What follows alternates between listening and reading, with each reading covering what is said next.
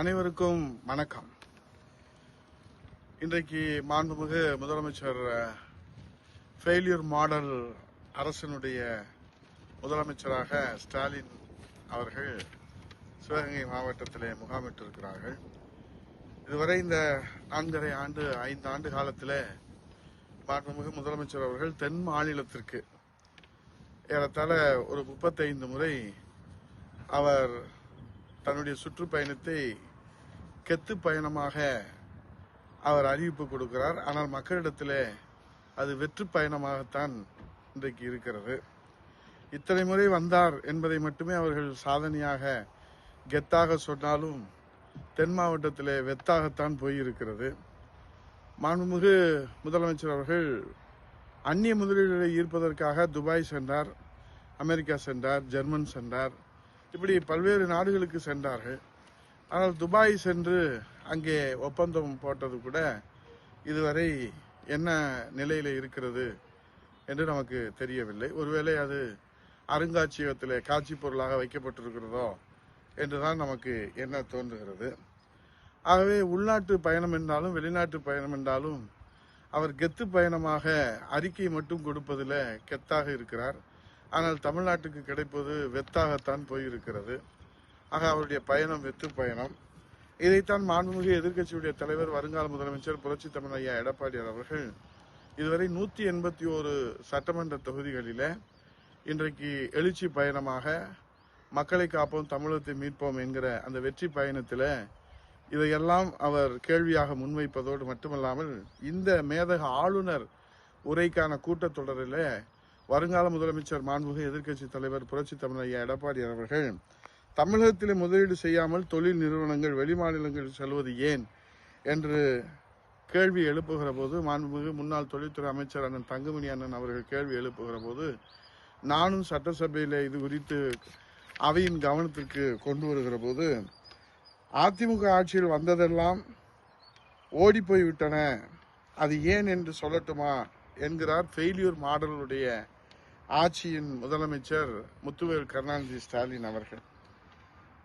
அதோடு மட்டுமல்லாமல் தொழில்துறை அமைச்சர் அவர்கள் ஆந்திரா போன்ற மாநிலங்கள் இலவசமாக நிலம் தருகின்றன, நாம் இலவசமாக நிலம் கொடுக்க முடியுமா என்று ஒரு விஞ்ஞான கருத்தை சட்டசபையிலே வெளியிட்டு நமக்கெல்லாம் ஒரு பொருளாதார ஞானி கிடைத்திருக்கிறார் என்கிற ஒரு அறிவிப்பை செய்திருக்கிறார்.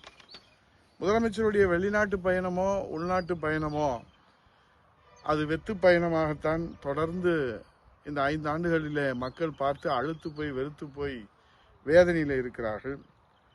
ஒரு தொழிலை துவங்க வாய்ப்பளித்தால் அதிலே பல்லாயிரக்கணக்கானவர்களுக்கு வேலை கிடைத்து அவர்கள் வாழ்க்கையிலே உயர்வார்கள். ஆனால் இதை பற்றியெல்லாம் சிந்திப்பதற்கு ஆளும் அரசுக்கு நேரம் இருக்கிறதா என்று தெரியவில்லை. மொத்தத்தில் ஆடத் தெரியாதவன் தெருக்கோணல் என்று சொல்வார்கள் கிராமத்தில். ஏன்பா நீங்கள் நல்லா ஆடலை அப்படின்னா தெருக்கோணலாக இருந்துச்சு அப்படின்னு சொல்லுவாங்க.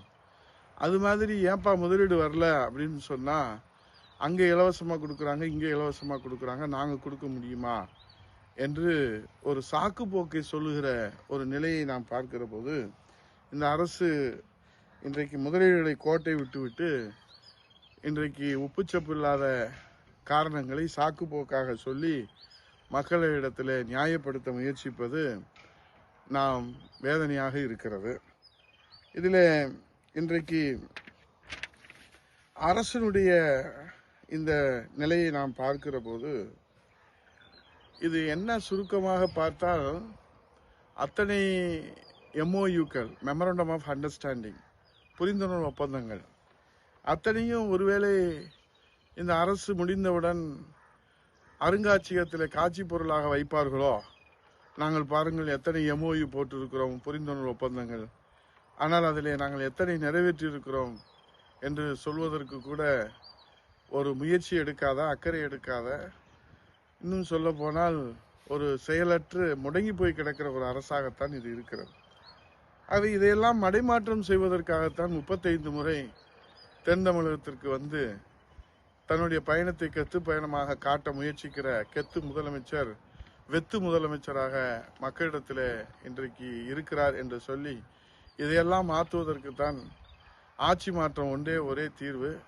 ஆகவே காலம் தந்த கொடை கருணையின் வடிவம், அனைவரையும் தாய் உள்ளத்தோடு அரவணைத்து செல்கிற தெய்வ உள்ளம் கொண்டிருக்கின்ற நம் குலசாமி, கழகத்தின் காவல் தெய்வம், 8 கோடி தமிழர்களின் ஒரே நம்பிக்கை, உலகத் தமிழர்களின் அடையாளம், புரட்சி தமிழ் ஐயா எடப்பாடியாருடைய தலைமையிலே மீண்டும் மக்களாட்சிக்கு மகுடம் சூட்டுவோம் என்று சூளுரை ஏற்கிற தைப்பூச திருநாளிலே நாம் எல்லாம் சூளுரை ஏற்று கழக புரட்சி தலைவர் அம்மா பேரவை மாவட்ட செயலாளர்கள், மாநில இணை துணை செயலாளர்கள் வருகிற திங்கட்கிழமை 2ஆம் தேதி தலைமை கழகத்திலே கூடி தலைமை கழக பெருமைமிகு மாண்புமிகு நிர்வாகிகள் வழங்குகிற ஆலோசனைகளை பெற்று நாம் சூளுரை ஏற்று நாம் தேர்தல் களத்திலே திண்ணை பிரச்சாரத்தை முன்னெடுத்து இந்த கையாலாகாத அரசு வெற்று விளம்பரங்களை, போலி விளம்பரங்களை, கோயபர்ஸ் விளம்பரங்களை முறியடிக்கின்ற நாம் இராணுவ சிப்பாய்களாக களத்திலே நின்று புரட்சி தமிழ் ஐயா எடப்பாடியார் வெளியிட்டிருக்கின்ற விடியா ஆட்சிக்கு உங்கள் வீட்டு பில்லே சாட்சி